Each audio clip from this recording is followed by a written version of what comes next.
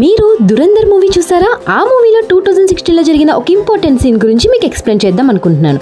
అందరికీ హాయ్, మన బిమ్మరం నుండి మీ సోజిస్ క్యూరియస్ వరల్డ్. 2016లో మన ఇండియాలో డిమానిటైజేషన్ జరిగింది. అదే నోట్ల రద్దు ప్రక్రియ. సడన్ గా 500,000 నోట్స్ క్యాన్సిల్ చేశారు. ఆ టైంలో అందరూ చాలా కష్టపడ్డారు. బ్యాంక్స్ ముందు లైన్స్, క్యాష్ ప్రాబ్లం చాలా స్ట్రగుల్ అయింది.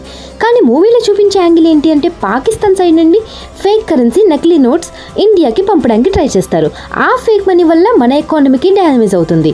రియల్ లైఫ్లో చూస్తే డిమానిటైజేషన్ మెయిన్ రీజన్స్లో ఒకటి ఇలాంటి ఫేక్ కరెన్సీని కంట్రోల్ చేయడం.